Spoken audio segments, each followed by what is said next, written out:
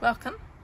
Today we shall continue Shakti's story with her second avatar, Parvati. First was Sati, now we have Parvati. So, Shakti is born to Himvat, the mountain king, and his wife Manavati. And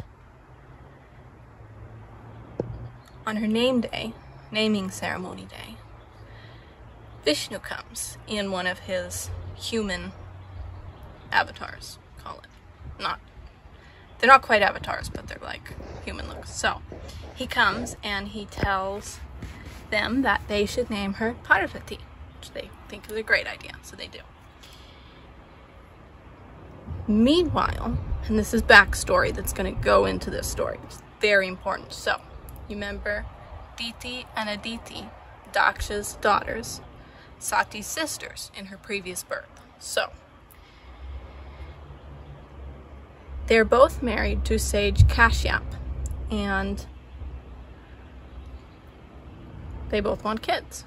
So, Diti goes to Kashyap, tells him this, and he says, okay, I'll give you this magical bowl of pudding. I think they did a yagna to get it, and this magical bowl of pudding will make you pregnant. So I think Aditi got one too, because she also got pregnant. But Diti, he said you have to wait. Kashyap told her you have to wait for a while. You have to do penance, you have to do fasting, you have to do preparing. You can't just eat it. You can't just do that.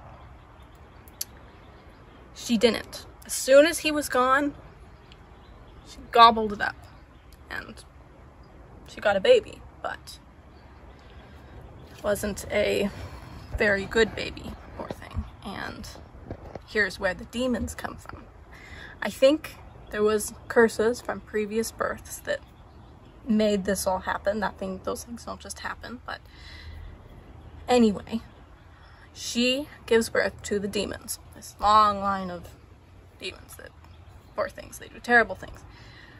And her sister, Aditi, who did wait, who did do the proper things, has the gods. Indra, Agni, Vayu, all of them, who are arguably better. They do their best to protect home.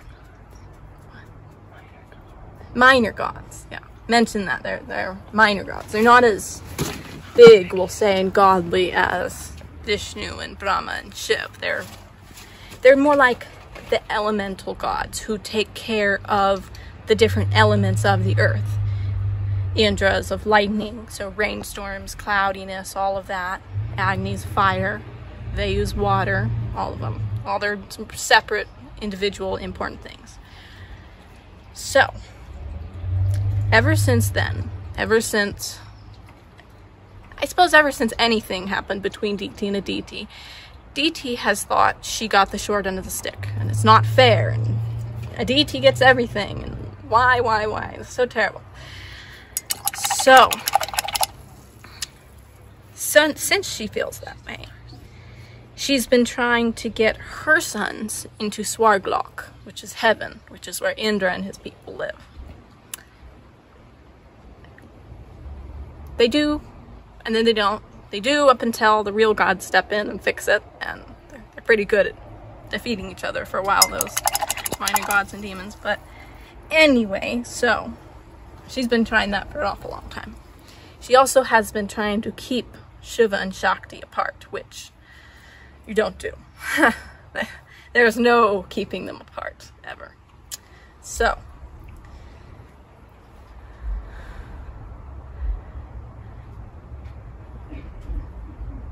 Shakti has taken birth as Parvati.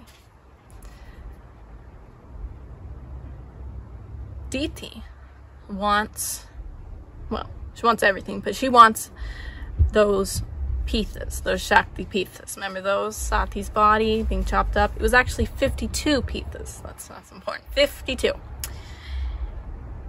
She sends one of her sons. I don't remember his name. They're all so similar. Just are really important. It's just one of the demons. So she sent him to go find at least one of them, you know, find the rest of them, start with one.